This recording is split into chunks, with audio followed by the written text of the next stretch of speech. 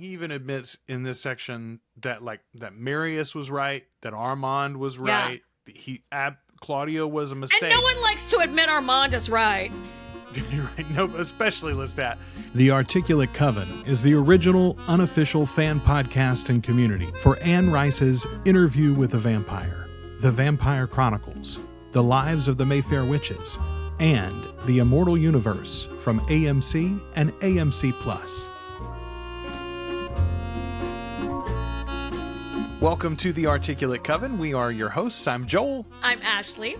And we are The Articulate Coven. The Articulate Coven's the unofficial fan podcast and community for Anne Rice's Immortal Universe, including Interview with the Vampire Lestat, Queen of the Damned, the Talamasca, the Mayfair Witches, the Wolf Gift, apparently. Whatever's everybody's next. telling me. Whatever they're going to do, we'll do them all, folks. Ashley, how you doing? I'm grand. How are you? I'm doing great. I'm doing great. I'm excited about tonight. It's a book club night, everybody. It is. I finished reading today. It was very... Did you really? Mm-hmm. Yeah, I did. I finished it today. So I'm fresh. I finished 3 books ago. That's how I know. I went. You've been reading like a lunatic. Now I have been too, but just like, but I have been like devouring things I'm not supposed to be reading and then procrastinating the things I'm supposed to be reading is what's been happening to me. But it's been fun to do it that way because then I'm fresh and like right on target. So on the one hand, I have been like racing ahead and reading all sorts of stuff, but on the other hand, I've really, it's all been homework too because I've read nothing but vampire books lately. I did videos on the first 3 Anita Blake books, or the first 2 Anita Blake books, the first 3 Necroscope books from Brian Lumley, and I have now finished, and I'm ready to make videos on Salem's Lot, and I'm actually not done with Dracula yet, but I've got like 20 minutes left in the audiobook. I do want to tell you though, I'm going to mention this right up here off the top. Where's my phone is what I'm using. My phone is my camera. I was literally looking around. I was like, where's my phone? Technology. That's very funny. Yeah, I'm telling you. So I'm just about to finish Dracula from Bram Stoker right now. And excellent. The version that I'm reading, I guess, is an Audible version. I'm trying to find it in my library to give you some details on it. It wants to play it. Yeah, don't play it out loud. Oh. Okay, so it is an Audible original, this version. It's called Dracula like Audible Edition. And I don't know if you can buy it outright or if you have to be an Audible member to get, they have all those books that are available to you just is for that a free freebie? if you're an Audible member. Yeah, I think this was nice. It was for me. It was absolutely a freebie.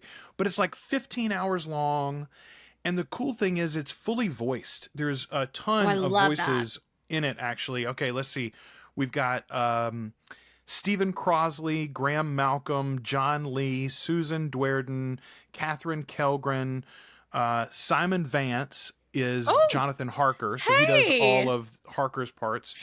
Tim Curry reads Van Helsing. Shut up. No, excellent. He does. And then Alan Cumming is Dr. Seward. He's Jack. When did they do this? A few years back. I remember it coming out in. Oh no, it's longer than that. This got an Audie Award in 2013. Oh, excellent. Yeah.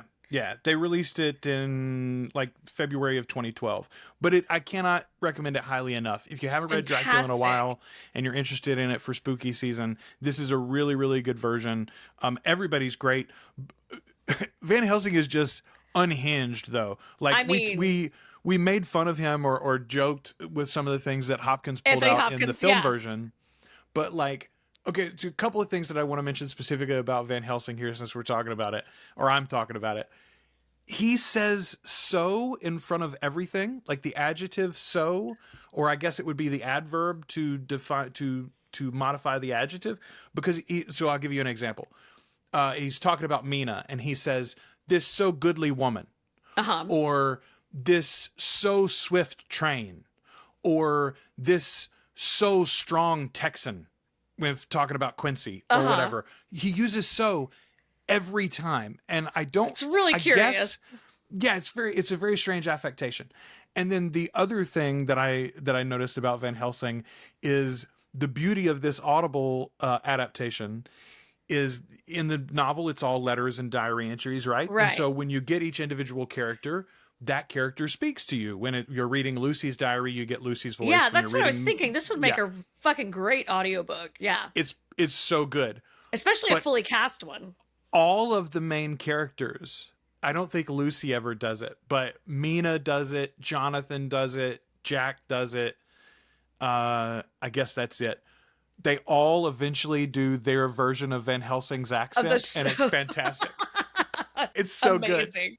good. Amazing. Because you get Tim Curry doing it, and Tim Curry's is very cool. Especially this is like later day Tim Curry, so he's it's a deepened voice and it's got a lot of something to it, you know. But yeah, to hear everybody else do a take on it is very, very cool. I love it. Anyway, I'm loving that. I really, really enjoyed Salem's Lot. This read through. There were a handful of things that I hadn't noticed. I think I'm about to restart that one. We've been talking about it too much. I think I have to. I love it. I haven't read it in it's probably been like maybe like 8 or 10 years since I've read it. It hasn't been that long, but it's been a minute. It's been a real minute. Right. It's interesting to me because, well, and of course the movie version is coming. The film version's coming. The new adaptation's coming in October from Max, and so we're both excited about that. We're going to cover it. I think it'll be November 3rd is our episode on Salem's Lot. But I really wanted to get a fresh take on the novel this time.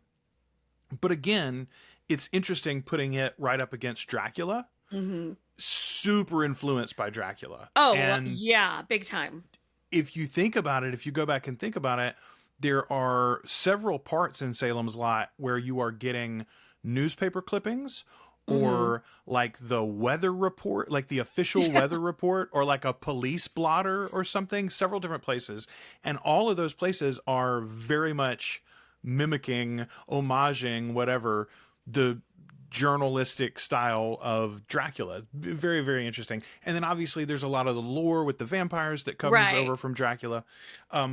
There is one thing that I want to correct that I said previously wrong in my video. I think the last video that I did on things you missed in Interview with the Vampire. Dracula, the novel, includes him giving his blood to Mina. Mina's the only one that he does it to that we know for a fact, but in my head, in the Dracula novel, all you had to do was be bitten and you're turned. And that is true. You will eventually be turned if you die of a vampire bite. But with Mina specifically, he's made her which makes me think probably this happened to Renfield too, I guess. But he's made her connected to him in a way through the blood giving. They don't have the immortal beloved thing like they do in the movie. Turned her into a Horcrux. But he does totally cut the chest and like make her drink from him just like he does in the film. So I don't remember that at all, but I didn't either. I didn't remember it at all. So anyway, if you haven't read that in a while, I'm definitely going to hit up that audiobook. I got a need for something new in my ears. I want to get a couple of like feedback things here first. Some people had some interesting things to say about our last couple of episodes, and then there was one thing that just came up today. Actually, I had posted a reel where we're a short on our TikTok, and which, by the way, we're on TikTok and Instagram and Threads and all the places. We're not on Twitter. I'm sorry.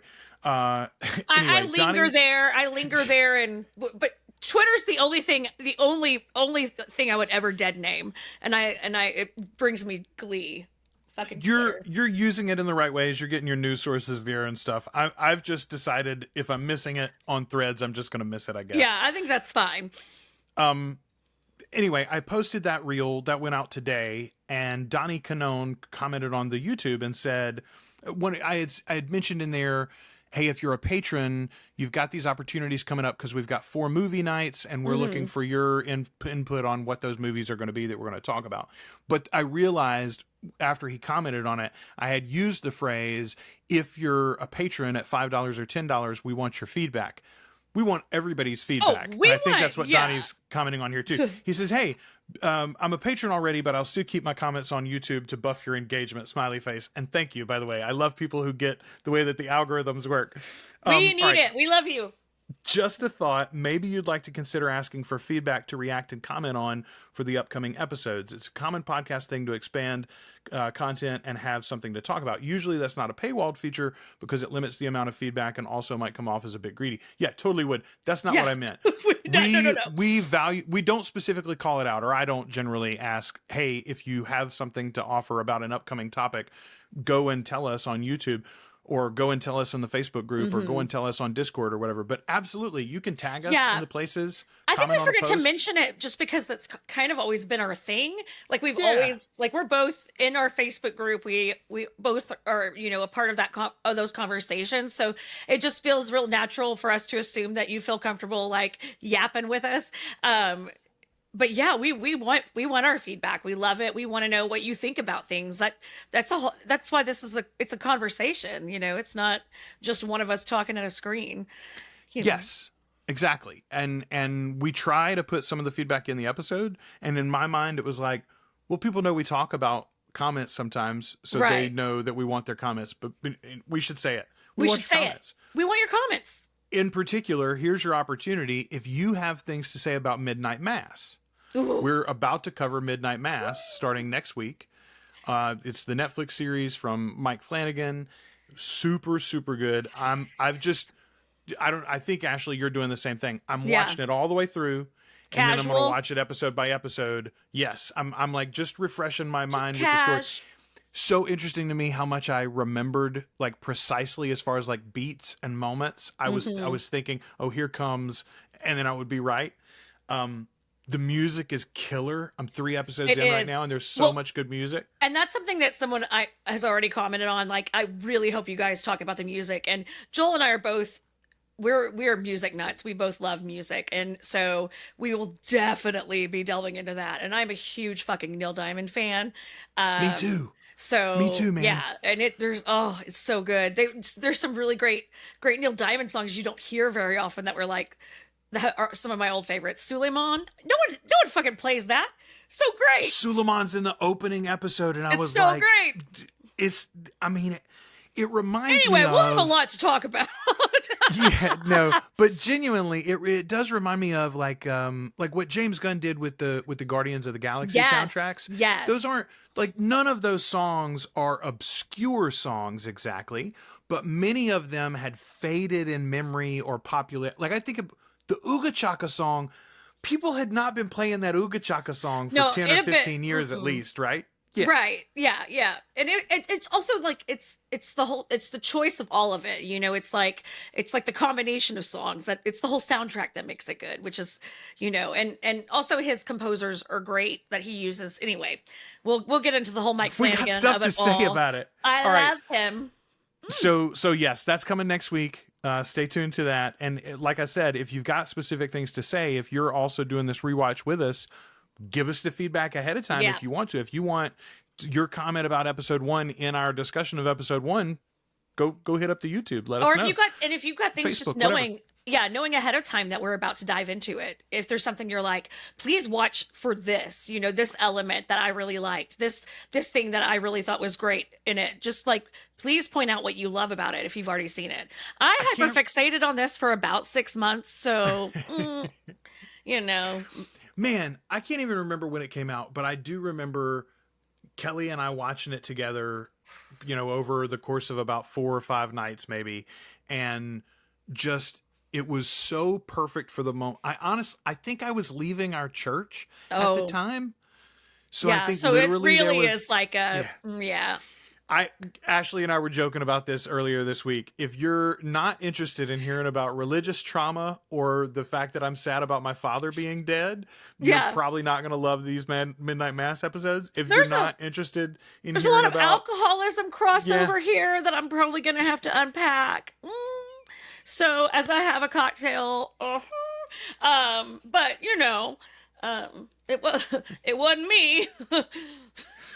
But I mean, I think most people that are in our group and in our listener base, I think they're going to really enjoy these discussions regardless, because a lot of these issues are the same things that Anne covers in her books. Right. You know, Anne's alcoholism was one of the demons that came or that birthed Interview with the Vampire, you know, in a lot of ways, her recovery from that. So Right. And it is, you know, it's a good crossover. Like, I think that if you are a fan of Anne Rice and you love this series, if you have not found Mike Flanagan yet, welcome. We're about to hook you up. You're gonna be down. It's gonna be awesome. All right, here we go. Ashley, let's move on to something happier. You and I are wearing some swag. We are. Here, let's so just put them on camera. Come on. Okay. Look at this. Look at this stuff. Look. It's the Brat sexual t-shirt. Oh my God. Okay. First of all, let me just say this. If I had thought about this lip bite, about this lip bite when we made our logo, I would absolutely put it in there. I love it so hard. A big thank you to Dani, the Vampire Lover Boys on TikTok and Instagram. Dani made these for a bunch of people and messaged me and said, hey, do you and Ashley want one? So thank you so much for that. That's awesome. And I love them. My God. I told Kelly this is going to be my entire costume for the month of June next year. I'm just going to wear it every day. Right. We'll be set. All right, let's get into this episode, or let's get into this discussion. You know what I was thinking about this discussion and thinking about our time with the Vampire Lestat. You know the old Disney movies where the beginning of the movie they would open up the storybook, the giant gilded storybook. Once upon a time and such and such, and then you'd go into the thing. And then at the end of the movie, when we got our happily ever after, it closed, and the end would be written about the. That's where we are. We're about to get to the end of the Vampire Lestat here. The end. And what a novel! What a wonderful book. So fun, so creepy and scary. Like, I think sometimes I don't let myself get as like creeped out by the horror of it all. I think, you know, there's a lot I can push through and just be like, you know, get more caught up in the atmosphere of it all instead of like the horror of it all. But like, this was the time that I was really like, ooh, there's some real scary shit that goes down throughout this book. Well, think about the horror that you and I tend to enjoy, and definitely the horror that you and I talk about most often. It's literary thriller. Right. And full of the paranormal, full of moments of terror or horrible things.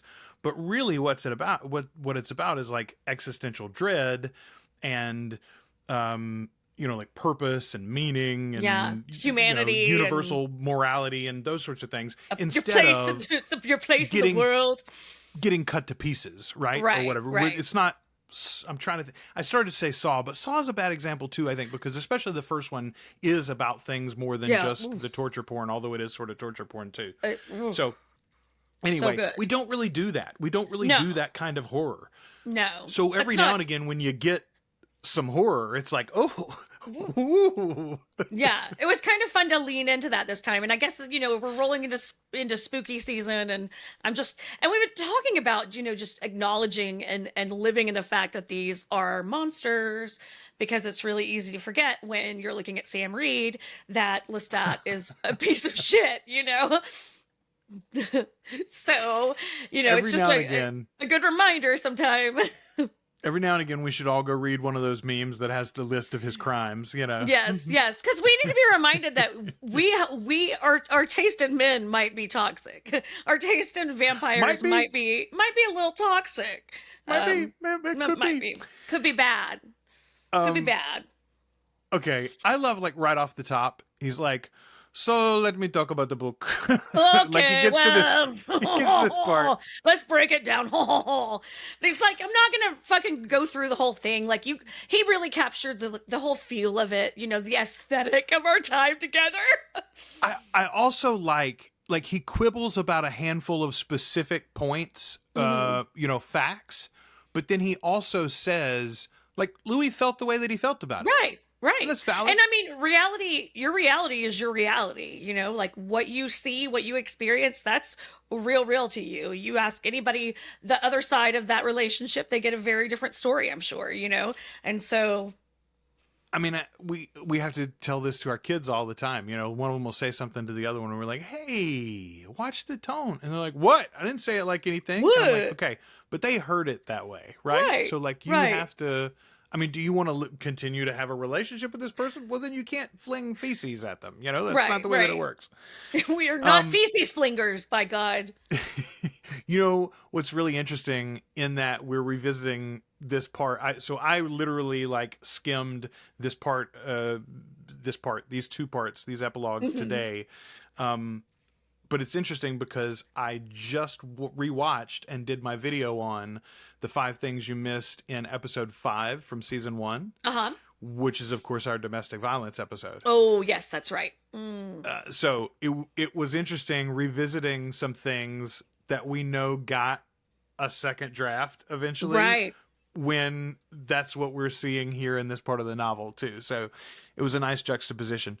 Yeah, that is Lestat good. says, Louis was a sufferer, a thing that loved mortals even more than I did, and I wonder sometimes if I didn't look to Louis to punish me for what had happened to Nikki. If I didn't create Louis to be my conscience and to mete out year in and year out the penance I felt I deserved. I had absolutely forgotten about this recognition or consideration of Louis as like a human hair suit. Yeah. You know, the thing is and that's all, it's all very lovely and beautiful language. There's no fucking way Lestat was thinking that deeply about Louis when he decided, oh, look at this handsome green-eyed fellow. That is not, I mean, all well and good that you've come to that conclusion as you've unpacked a lot of your past and revisited your feelings for your former lover and soon to be again lover. However, I don't think that you were that deep in yourself and your thoughts when you did that. No, well, you're lonely and horny. Come on. It's either right before that. Worst decisions about being lonely and horny. Boy, ain't that the truth? It's either right before that line or right after that line that he says he fell in love with Louis instantly, like on sight. And he also says he fell in love with Louis in a way that he had never loved Nikki, which again, I hadn't exactly registered in my memory, but like, Lestat makes plain who his end game is in this epilogue here. Right, absolutely. Well, and it's acknowledging too that like you fall in love with falling in love with Louis is very different than falling in love with Nikki. There's no like baggage of the past. There's no, I mean, he is not actively suicidal, you know. I mean, there's a lot of like nuance in the differences between the fellows in general, but you know, there's something different about somebody who is like a fresh start that doesn't know any of your fuck ups, that doesn't know how things didn't go well with your mom, you know, like you don't have to go through all that shit with all over again, you know. He's talking about making Claudia for Louis, and he totally owns it in the epilogue. By the way, he's like, he does. Yeah, I needed Louis to stay, and I made Claudia to save this relationship. But he's talking about making her, and he says, "Oh, Lestat, you deserve everything that ever happened to you. You'd better not die. You might actually go to hell." It's one of my favorite quotes from all of the books. I think he even repeats it maybe later when in Tale of the Body Thief. It's absolutely true though. Like he's got to be careful. He's got a lot to account for. Yeah. But that acknowledgement, because even if it's just, I mean, granted, this is in his book. It's to everyone. He has to acknowledge it to himself to be able to fucking say that, you know, like acknowledge his wrongdoing and every part of that was wrong, you know. But he also acknowledges the love, you know. He acknowledges like how much that time meant to him and how special that time was, especially in the grand scheme of vampiric life, you know. And I think especially knowing full well that he should not have turned Claudia, they're lucky they got that much time. I mean, he even admits in this section that that Marius was right, that Armand was right. Claudia was a mistake. And no one likes to admit Armand is right. Right. No, especially Lestat. But he also says though, even now, I cannot say that I regret Claudia. And he does. No. He calls her his love, his, you know, his immortal child. And he talks about how alike they were. Yeah, and oh yes, and he says that, what does he call them? The two most exquisite vampires, something like that. He refers to them as that when he's talking about like their life that they live together, and you know, like I just it puts in that in your mind that like that vision of the three of them kind of just stalking through a foggy French Quarter at night. You know, it's like you can just see them. Man, okay, so the show only, honestly, I think gets a couple of moments where the three of them, you know, feel right together and find that happiness. Yeah. The movie does a great job of it. There's one scene with the two, Brad and Tom are both like duded up, and Claudia's in her fancy dress and they're walking along the quarter. It's right before she sees the woman through the window. Yeah. You know, the scene that I'm talking about?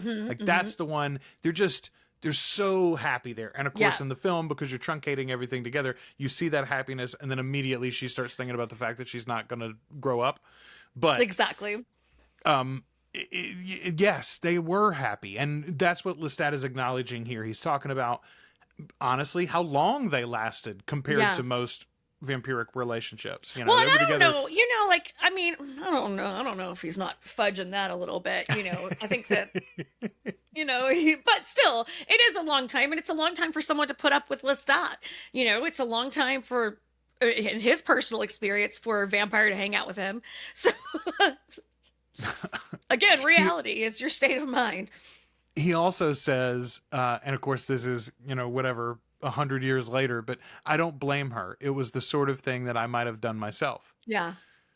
I think it's absolutely this sort of thing. Like, again, like you change the Magnus story, and instead of Magnus jumping in the fire right away, he's just like a bad maker and won't tell him anything for he's gonna 50 or 60 years. Fucking lord over him and make him feel less than. He would lose his fucking mind. And slit his throat, throw him in the bayou. Exactly. He would light him on fire. He wouldn't have given him a second chance to eat some gator about it, you know? Like, that's not... Okay, so, again, interesting, because I just watched episode 5 from season 1 again. Let's talk about going to see Armand. So, he talks about being injured. They kill him, or try to kill him, twice. And he's able to come back, but just barely. And even then, it's months and months before he can travel. He's finally like well enough to travel. He won't call Marius because he thinks Marius would be mad at him. Well, of course he's going to be mad at you. You made a 5-year-old vampire, you dumb fuck. Are you kidding me? He can't call Gabriel. Gabriel won't hear him because of the way that the vampire maker, the maker fledgling thing works. But also he's like, I don't know where to go looking for her either. So that's not going to work. Because no one's talked about seeing her since she disappeared from him. My good friend Armand. Oh, you know. Who I gave a house and a bunch of wealth and a theater and the whole 9 yards. Like, he'll totally help me. I'm sure he's fine since the last time we hung out. I mean, like, the last time you hung out, you thought things were going to be good, and then you left, and he cut your boyfriend's hands off and burned him alive. So, like, I don't know, man. And then sent you the violin. Yeah, I don't know why Lestat expects Armand to help. It's a sweet little face. It's because he wants it to work. He wants that blood. He wants it. So that's the only reason. I mean, he doesn't expect him to help, I don't think. But he wants it so bad he thinks he can make it happen, you know? But Sue, okay. So that's the way that I used to think. He didn't really expect it, but he just didn't know any other, you know, old-ass vampires. You miss 100% of the shots you don't take or whatever, That's right? Very true. But this read, why would he go up on the balcony of the tower with him if he was expecting to get thrown off the top of the tower? I mean, maybe he didn't expect to get thrown off the top of the tower, but if you're expecting him to say "F you, buddy," like, I don't get up there and get into a dangerous position with him, is what I'm saying, I guess. No. I mean, no. I would never put myself in a dangerous position with Armand anyway, just because you never know what kind of fucked up place his head is. You know, like, he might have decided to read the Bible that day and get real fucking weird, you know? You just never can quite tell.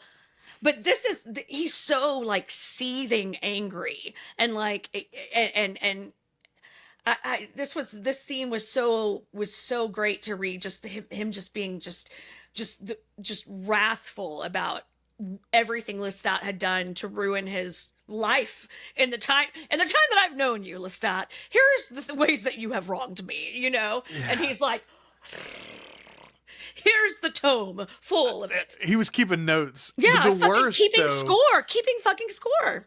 The worst, though, he gets to the list of all the terrible things that he's done, and then he goes, and then you came and you wanted to be healed? Oh, no, that's later when he tells when he's mad at him in New Orleans about that. He goes, you came and you wanted to, blood. To be healed. You didn't want to be my buddy? Want me. Like, oh, he's such a pick-me girl. Oh, my God.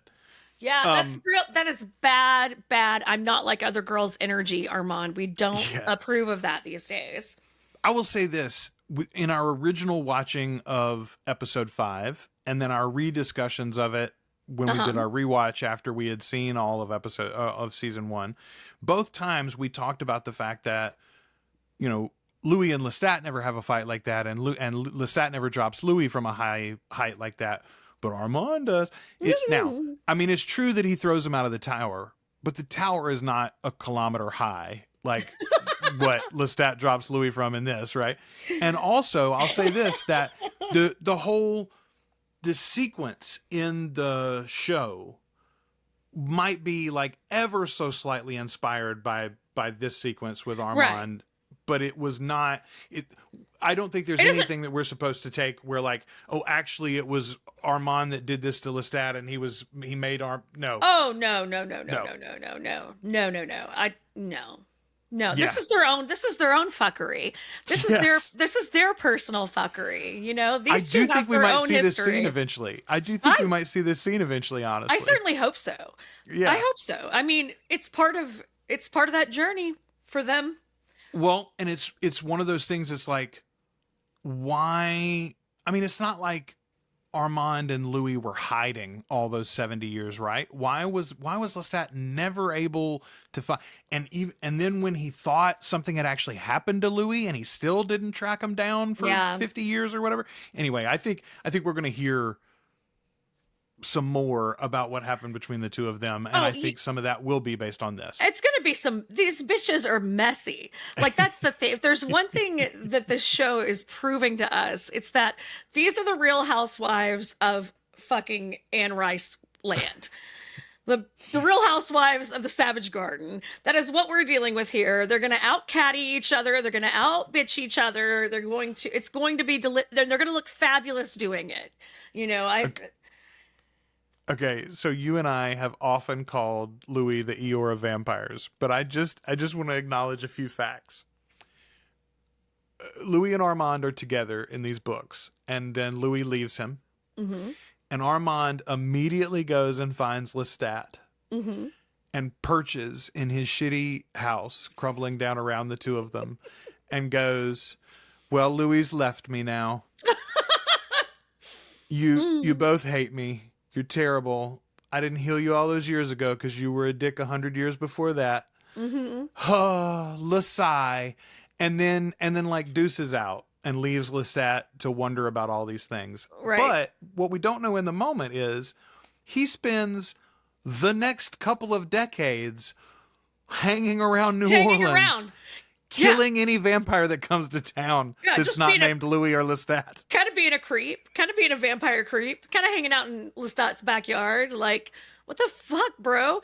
Like, though also, every time Lestat describes seeing him, he just talks about how fucking beautiful he is and how good he looks with his little short haircuts. And boyish. With his little page boy haircut. Yeah, it's so wild. It's so wild. These are unhealthy people. Vampires. They're not people. Jesus. So when Armand's there with Lestat in New Orleans, he says, "You always make me laugh. I would have laughed at you under the cemetery in Paris, except it didn't seem the kind thing to do. And even when you cursed me and blamed me for all the stories about us, that was funny too. If you hadn't been about to throw me off the tower, I would have laughed. You always make me laugh." Always make me laugh. He's such a dick. He's such a dick. I love it. He's such a dick. I love it. Okay, so at the end of season 2 of the show, we got the telepathic communication from the other vampires, and they're threatening Louis. In the novels, we get those threats coming not telepathically, but through the telegrams and through the phones. My favorite is when they'll call and leave a blank message, but speak so softly that only Lestat can hear it, right? Right. And have some message for him. Did he get faxes? I wonder. Like, we've covered almost every type of like communication media during this time period. He got beeped. Absolutely. He got beeped. They beeped him. But I love it though that they're like, you better not do this thing. Right. Don't you do this thing. And we can talk to you in any way you want. We can talk to you through our brains. We can talk to you through modern conveniences. I'm gonna write you a strongly worded letter.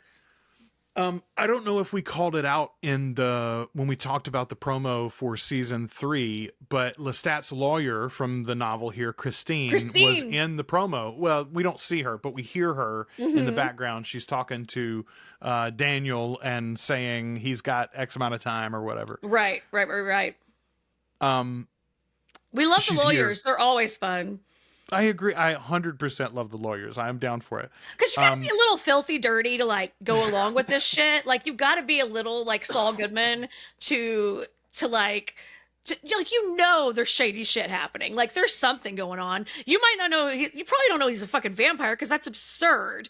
But like this guy's a drug lord or something at least. Like it's he's the got hippos on an island. I bet it's the real estate agent in Salem's Lot that lets in Barlow, right? Basically, he's the one that makes the deal with Barlow's agent for whatever. He basically sells them the place for $1 or something, and it's so that he can get this other thing that he wants. And he's rich the whole time, but the whole time he knows, I sold the town to the devil. Actually, my bad. A little gross around the edges. Okay, so Lestat says here, talking about like why go through with it when these threats are rising, and like he cares about these humans now and they're maybe going to be in danger too. He says, I want to affect things. I want to make something happen. And like that is exactly what we talked about last week with Only Lovers Left Alive and Adam. Like his whole deal is like, nobody will ever know I'm a great musician, man. Like I write these songs. They're so amazing, but other people get credit for them. I'm just gonna have to sit here in my beautiful dressing gown and mope. And Lestat's just like, these people don't know that we're vampires, man. Like, what if I told them? What if I told them? What if they got mad? What if we like fought about it? Like that. Oh, it's so naive and so like juvenile in the way that he like sees the way that this is all going to play out. And it's funny because Louis is standing beside him telling him, hey, this is going to go 7 different kinds of bad ways that you're not anticipating. He's like, nah, it'll be fine. No, it's going to be cool. It's going to be great. Nothing could possibly go wrong. Not waking up an ancient queen that wants to kill all the men in the world.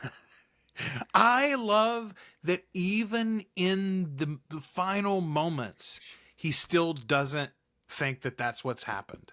He like even when vampires begin to explode on sight, he thinks and he's like, Marius. He's like, that's oh, my boyfriend's here. Like that's Marius's way. Like that's not Marius's game. He's not. That's not. He could do it, I'm sure, but like it's not his way to just incinerate guys. But also, like, I mean, again, like it's just. I don't know. I mean, and if we know one thing about Marius, he's not coming after you. No. But also, he's had dreams already of Marius going danger, trouble, problems. I'm stuck in the fucking ice, dude. Woo, woo. He hadn't quite put it together yet. Okay, he says, so Louis asks him, like, why don't get on stage, right? Like, fine, you've done enough. Release the book and you've got the concert, the music videos and whatever. But, like, don't get on stage. It's just too dangerous. And he goes, nope, whatever happens, it'll be worth it. That is, if you and I and Gabrielle and Armand and Marius are together, even for a short while, it will be worth it. Suppose Pandora chooses to show herself. Right. And Mayel. Like, and God only knows how many others. What if all the old ones come? It will be worth it, Louis. As for the rest, I don't care. Yeah. He's like, but what if? He's like, Jesus, there's the thing in Family Guy where they win the sweepstakes and the guy's like, Peter, do you want this new boat or do you want a mystery box? And he goes, Lois, a mystery box, it could be anything, even a new boat. You know how badly we wanted one of those. So stupid. Yeah, that's Lestat's like, yeah, but what if they all come and we have a party? What, it's going to be great, guys. What if we have our own little coven? A coven of people I like. And the real pisser is, he's sort of right again, because at the end they do have a party. They all go to Night Island in Miami. And they do have a little coven. It's weird. He gets his way all the time. It's not a very good example about how we should go through our lives. Or it's the best example of how we should go through our lives. I don't know. Lestat, sometimes there should be consequences. No, he never got punished as a child. That's okay, not true. All right. He totally did. Why the fuck is he this way? All right, so I love when he gets on stage. Like, once the thing is actually, or even before he gets on stage, once he's like in the moment of, hey, the concert's going to happen, and he immediately goes, oh, this is different. Like, doing the music videos and being in the studio did not prepare me for this. No. Like, did you guys know it's cool when you're a rock star? Like, effectively, he's like, hey, do you guys know you can feel the energy of the crowd? I mean, yeah, we did know that. Lestat, like, just being there, we would know that. We would know that just being a person at a concert. Well, he even flashes back to his own. He's like, oh, it's like being on stage. It's like being on stage, yeah. And yeah, but except, it's 15,000 people instead of, 400 or whatever. Right, you're giving off seismic energy there. Yeah. But it's interesting the way, like, the whole thing that he goes through, and then we actually see some of the lyrics, which I was reminded, like, boy, I'm glad it's Daniel Hart's job to make this all cool and awesome. This is why I always had a little fear. This is it, right? These lyrics are weird, this man. Is the thing. Anne Rice is not a rock star. Not a lyricist. Not every good writer is a good lyricist. Anyone that's done any bit of theater can tell you that. Yeah, 100%. But that whole process, though, when he's like, and it's the back and forth with the audience, and he's describing the feeling and the electricity and everything, it reminded me a lot. Oh no, I was just saying, if you've ever been really to a really baller fucking concert, like, that's how that's naturally how it feels. I can't imagine how being all like jacked up on vampiric awesomeness he must be feeling, right? Like, well, I mean, okay, so, and probably because I'm watching Midnight Mass now, but it did literally remind me of the sacrament. Like, it takes on like a level of ritual, and there's like a metaphor of the interchange between performer and audience that is like, the cantor and the congregation or something. But also, like, isn't basically every religious practice in history just sort of a version of a rock? I mean, a rock concert is like a mirror of that, right? It's pagan worship, you know? Yeah. It's like a whole show. It's a whole show. Yeah, it's a skit. Yeah, but I mean, anyway, there's the thought in the American God novels that, like, where people congregate, and so, like, roadside attractions in America, for instance, are like holy centers, and they hold power because people come there and continue to do a similar thing, just like temples or ritualistic sites in the past. But, like, a concert is that. Like, if you were going to conjure energy, and I'm not a woo-woo, I'm not an occultist, I'm not a Wiccan, but I'm telling you, just go to a place where people are, where human beings are singing in concert with one another, and that is...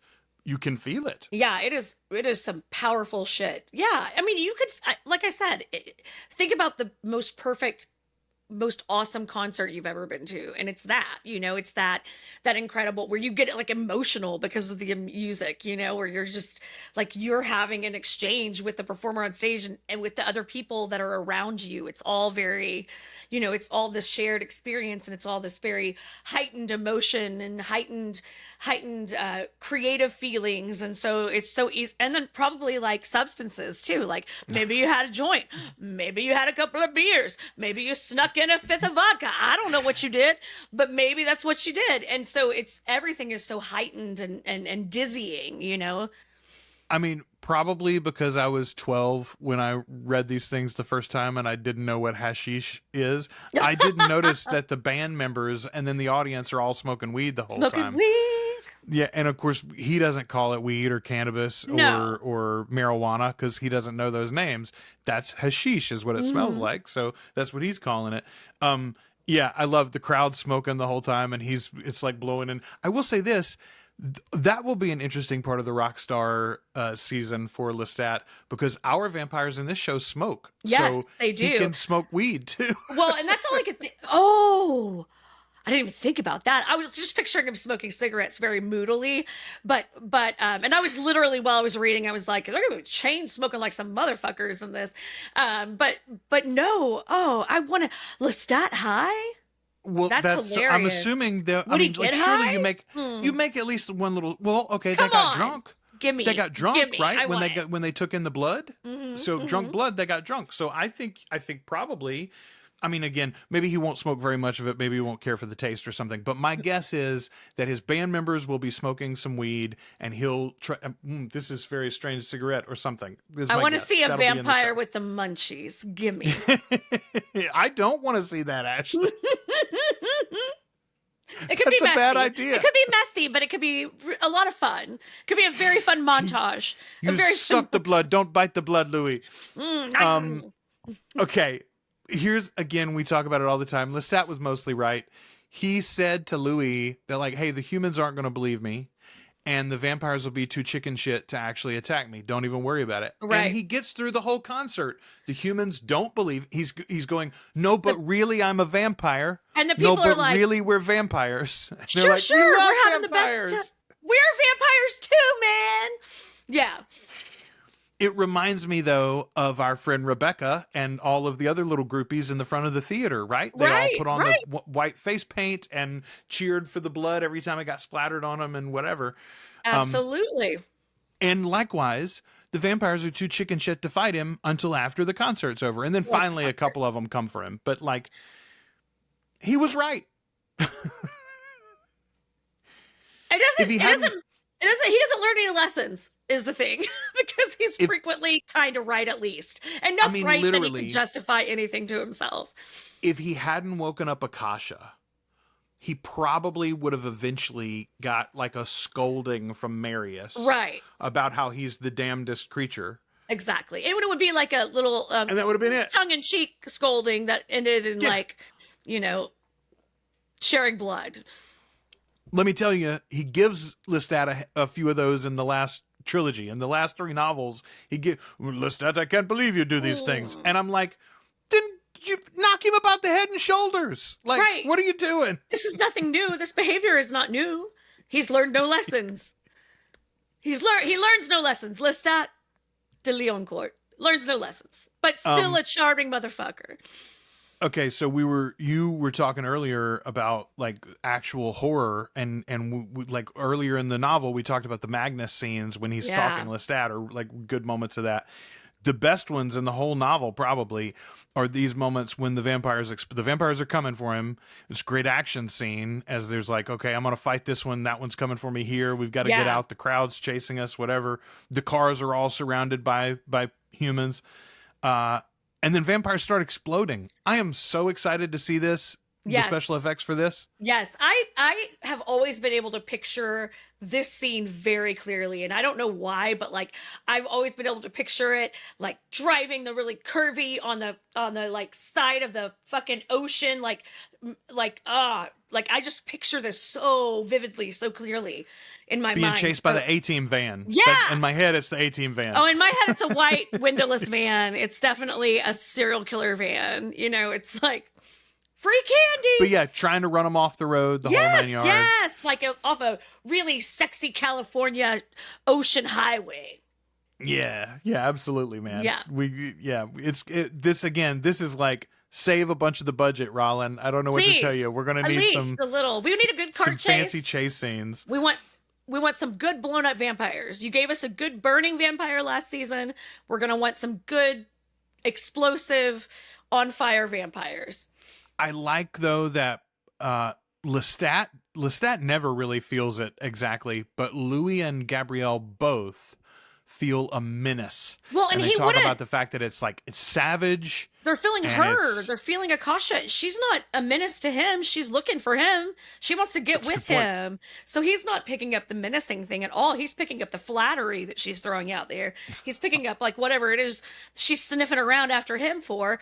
Everyone else around him's like, uh-oh, disaster is on the fucking way. You know, it's so different than effectively any of the other books ending in a cliffhanger like this. Man. I mean, Lestat's, I love the way that it works too, because he's literally falling asleep. The sun is up and he cannot stay awake anymore at this point, even though he is a very powerful vampire. Louis and Gabrielle are both long asleep at this point already. They in bed. And the last thing that he consciously feels is her hand pulling him out of his grave. And it's like, oh, next book, you gotta wait. Yeah. And like, how long was that wait? Like, what year was I think it was only like a year apart. I think it was like a year or two apart. She wrote them like right on top of each other, I'm fairly certain. Maybe two. You don't want to. There's no. She didn't pull a Martin. Went decades between. My blood pressure just fuck. I might pass out. I might have a stroke right here. God damn, George R. R. Martin. Sorry. But it's very True Blood. You know, like every episode of True Blood was like this, right? Yeah, like I haven't watched it. It's actually on my list, and it's. You haven't watched it at all? No, I've never watched any of it because wow. Can I say that I didn't want to listen to the Southern accents. That is totally fair. The geography, even more than the accents, is the thing that kills me. That's crazy talk because it's supposed to be like North Louisiana, but it's all like they're acting like they're in like New Orleans or like Lafayette. So Ashley and I went to college in Ruston. All right, Ashley and I went to college in Ruston. It's precisely in the middle of North Louisiana on I-20 between right in the center. Between Shreveport and Monroe, or Jackson and Monroe, Jackson and Shreveport, I guess I should say. Anyway, Shreveport is where the vampire bar is in the show, right? And their little town is Bontemps. Is basically Minden, Louisiana, which is about 30 minutes from Shreveport, right? But they all the time in the show just suddenly go to New Orleans, and it's like maybe supposed to be an hour and a half away or something. No. New Orleans is 4 hours away. Absolutely. Probably more like 5 from Minden. So it's like 4 if you're in college and are like, you know what, we could go to New Orleans. Like in the middle of the fucking night. Don't believe in speeding tickets. Yeah, you know, when you're that, but like, fuck. Yeah, no, there were a lot of things about True Blood that I had difficulty unpacking, most of which had to do with it being like a real weird bastardized version of Louisiana, when Louisiana's a place that exists and there are maps and you could look at things, damn it. You could look at things, and it is. Well, it's Shreveport is much more Duck Dynasty than it is fucking True Blood, and that is a real fact of things. I mean, Shreveport longs to be Dallas. Yeah, so it like does. It wants to be real bad. Here's how much it's not New Orleans. When the Fox station has to choose between a Cowboy game and a Saints game, most of the time they play the Cowboy. Most of the time, not always, but most of the time they play the Cowboy. This is the fuckery of living in Arkansas too, right here. When it's a very important game for the Saints, sometimes they'll put it to a vote with their audience or whatever. But yes, most of the time they play the Cowboys game. So anyway, all of that is aside, but I was saying what True Blood does though, and the novels sort of do this in a way, the Sookie Stackhouse mysteries, but the show did it very specifically. Every single episode ends on a cliffhanger. Yeah. Like somebody getting snatched by an unseen person or somebody getting shot or whatever, right? Every episode ends on a cliffhanger. Tough to keep up. Didn't Heroes do that back in the day on NBC too? I think it's so in the Netflix world, in a world where you're binging stuff. I think it's like absolute. I would make my show that way. Absolutely, if I was making a show today, I think. Yeah. It was 24 kind of did that, but not every episode could be that, or you would be so fucking tired by the end of it, you know? yeah. Like, I get with 24 of them. Yeah. More tired than Jack Bauer, you know, like. You would need a couple of days, a long weekend to get over that shit. This does cliffhang us pretty hard going into Queen of the Damned, and it makes you want to pick it up almost immediately. You know. Yes. For our podcast here, it is going to be quite a while before we get back to Queen of the Damned. Honestly, my guess is it'll be after season 3 of the TV series. Don't you imagine? I would think unless we end up having to like duck and dive and do it in the middle of season 3 because they go faster than we think they're going to go. I mean, that's a good that could be if we get a hint that they're if we get a hint that that's the case that they're going further. We're gonna have to pay attention in the lead up to everything. We're pay attention to casting calls. Everyone will all do this together. Keep us posted on anything you fucking see because we want to know. What we're going to do next is we're going to do Midnight Mass, as we already talked about earlier. We'll have 7 episodes of that. Then we're going to cover Salem's Lot, which we already mentioned, the new Salem's Lot adaptation.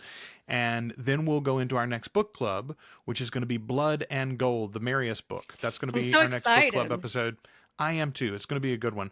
And of course, Marius is going to be included in season 3 in some fashion. They've already said they're going to cast him, and my guess is that we'll probably get one episode of Marius's story sort of thing, and then we might see him as the teaser right at the end of the season if they go one season for Lestat and then into Queen of the Damned. So very, very cool. It'd be so cool to see his Fortress of Solitude. Oh my God, right? All of his places, like he found the best places to live with these creepy vampire statues of his, you know. He always had good digs. I got my fingers crossed for some good Marius sets. Yeah, all right, for sure. If you are not a patron, you can check that out at articulatecoven.com/join. $2 a month gets you access to all of our videos early and ad-free on the Patreon. And if you're a $5 member or a $10 member or above, you are going to get to vote on. And if you're a $10 member or above, you get to suggest movie titles for our movie nights in between those Blood and Gold book clubs. So hell yes, go check that out on the Patreon. What else, Ashley? I feel like there was one. We've got, you mentioned casting announcements. We should talk for just a second about the Talamasca announcement. Yeah, I'm going to pull up the thing here so I can get the name right. So we were all really excited to see a character whose name no one recognizes, being a discernible character from Anne Rice's Immortal Universe. But we're going to be hopeful. And hopefully... He's really pretty. He is pretty. We love pretty.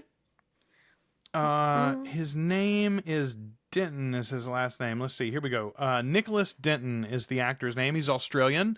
He was in the most recent Dangerous Liaisons. Mm-hmm. Which is I haven't seen it. I haven't seen the most recent adaptation that he was in. But I mean, that's a solid piece of work there. Yeah. He's high value. Cast as Guy Anatole or Guy Anatole. I'm not honestly sure how you would pronounce the name. But this is an original character. Oh God, it might be Guy. I just realized that. It might totally be Guy. I mean, it's not. An original character. It can't be Guy, but we'd love it. It would be so funny. It might be. Could be Guy. I don't know why you make an original character here. I saw lots of people say, "Oh, you need an end to the organization, right? Like David's too old to be your main character for a series." The one pushback that I think is sort of my argument was it should be Jesse. You take Jesse's story from Queen of the Damned, all of the early stuff from Queen of the Damned with her, and you put that in the background of her transitioning into the Talamasca for the first time. So she's our point of view character. And the only good pushback that I got from that was it's not realistic to think that you launch a TV series with a lead who you know is going to leave your show for a different show in a season or two. That's what I would say too. Like she gets turned, so she's not going to be on that. Like at some point, you're not going to have her on that show, or she leaves Talamasca. So yes, you know, so that's So that's the only thing I could see is not being in. I could see them maybe let's create this shiny new character that hopefully everyone will love and connect to, and then he's the conduit through which we get to meet all of the better, hotter, more exciting versions of the characters we already love. You know, I think about how the pilot of Lost was supposed to have Michael Keaton in it as Jack. And he was supposed to die. He was supposed to die at the end of the first episode. Yeah. The 2-part pilot, he's going to be the lead through the whole 2-part pilot and then die. And so that you'd be like, anything can happen in this show. Anyone could die. Yeah. I mean, no spoilers if you haven't seen it. But first season of Game of Thrones is a similar sort of issue. Woof. Boy, that's good storytelling. It's effective storytelling. Look, so it was enough to make me read an entire series of books that's still fucking unfinished. I'm with you. So like, why not give us that in Jesse? You could open up introduce all of these characters, introduce Guy Anatoli as the second or third lead. Center your show around someone who we are supposed to love in a season on our main show anyway, and tell her story, like. Yeah, it's a bummer. It's a bummer. I hope it's not a huge misstep. We'll see. We're hopeful that this is not going to be another Mayfair travesty. Well, even if it's not what I want, it can still be quite good, right? Yeah. And unlike with Mayfair and unlike with Interview with the Vampire, they don't have a specific book to adapt to. Right. They are adapting some general ideas, and we were hoping they might go back to Mayfair and adapt a handful of things that had been left on the drawing board over there. And still might. Still might. Back in. And they still might. So let's keep our fingers crossed there. But yes, that was notable. It's interesting. It just came up in my memories over the last couple of weeks or so. But Sam's casting was 3 years ago and, a week and a half or something now. And then 2 or 3 days after Sam was cast, Jacob was cast. And I did not have Sam's casting in my Facebook memories. I did have a post where I shared Jacob's casting. And I thought about that. I was like, oh, that's weird. And then I remembered, you and I didn't know who the hell Sam was. We didn't know who the fuck Sam Reed was. No clue. And we had been so exhausted by the Hulu rise and fall. I went back and looked. The Hulu deal had 3 different showrunners for this show before they finally folded and said, oh, it's not happening at Hulu Y'all anymore. have been talking about this shit for 7 years. So long. And the show's only been on for 2. But when Jacob was cast, he was such a presence on Game of Thrones and had been underused and misused. Right. And we both watched Game of Thrones, so we were familiar with him, and I loved him. I thought that was he was one of those. He was a hot property, right? Mm-hmm. Like, you knew whoever gets him next has a good chance of making him a star and having a hit property as well, right? And the combination. And that seemed pretty obvious, but then now that after we've watched it, it's so my God, he is so brilliant. And more range than I could have imagined. God, they seriously talk about underutilized. You were not wrong about that in Game of Thrones, because he was great in that, and they got some really good work out of him. But compared to the work that we've seen on these 2 seasons of Interview, very, very just scratching the surface of what he's capable of as an actor. Yeah, I mean, minutes across seasons worth over there, and here he's in basically every minute of the show almost, Oh, I got caught up on Rings of Power, the first. Oh, see, okay. You have just watched the first season? No. I've watched the first season. I'm the first 4 episodes are out now. Yes, and I think I'm all caught up. Ben Daniels, beautiful, perfect little wig with this little swoopy do. And he's so sweet and peaceful and hopeful and lovely. I'm like, what in the Santiago's happening? I saw someone on Threads post a picture of 4 of the elves with Ben Daniels as the top left. Mm-hmm. And the comment was this is why I can't get behind Rings of Power. Elves are supposed to be ethereally beautiful and, blah, blah, blah, blah, blah. These are all homely looking old white men or something like that. And I was like, The audacity of you talking about my baby Ben Daniels like that. I don't even know these other fellas, honestly. But those were all fine-looking gentlemen, too. They're fine. We will not disgrace the name of Ben Daniels in our presence. I won't stand for this outrage. No, I was so shocked because he's so like, he my honor has been offended. Yes, besmirched. You have besmirched the honor of our gentleman friend. Yes. He is. Man. It's such a great juxtaposition having just seen him play Santiago because he's just brilliant. It's lovely. It's lovely. I don't know if I've ever mentioned this on the show, but I since you brought up Rings of Power, I'll mention it here. If you are enjoying Rings of Power, or honestly lots of other TV, and you'd like another space like ours, Derek O'Neill, a member of our Facebook group, a great guy, and he runs a podcast called TV Podcast Industries. I think they actually have several feeds, so you can kind of pick and choose if you don't like all their shows.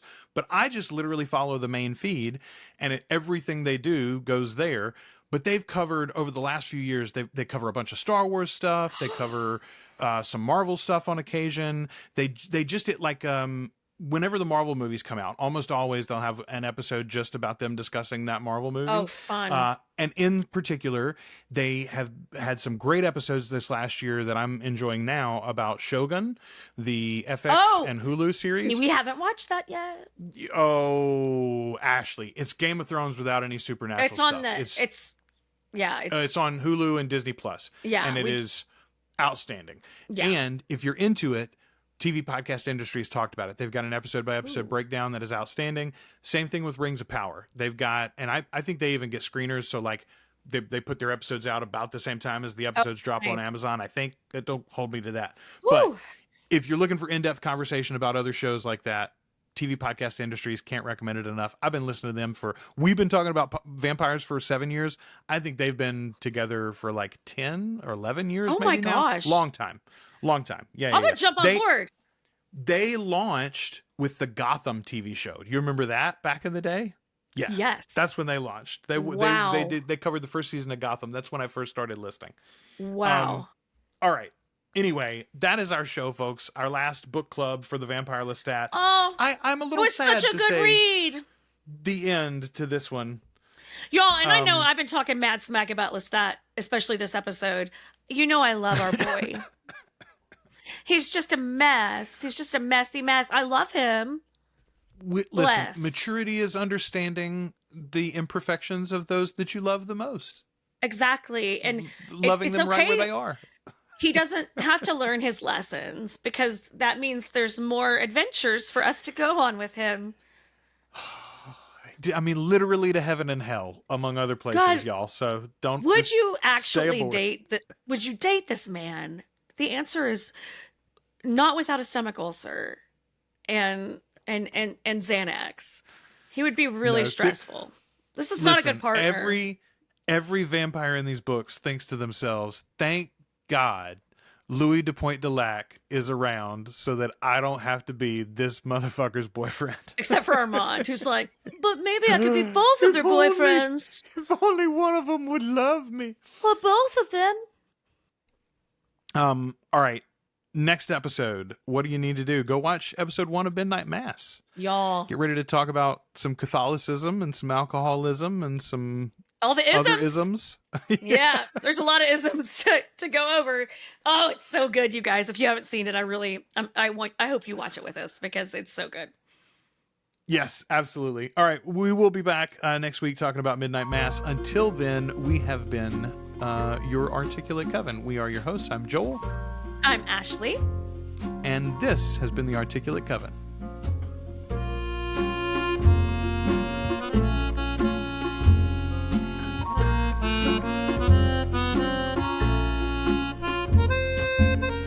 Thanks for listening to The Articulate Coven. If you enjoyed the show, check out our groups on Facebook and Discord. Subscribe to the channel on YouTube. Or find us at articulatecoven.com and wherever you listen to podcasts.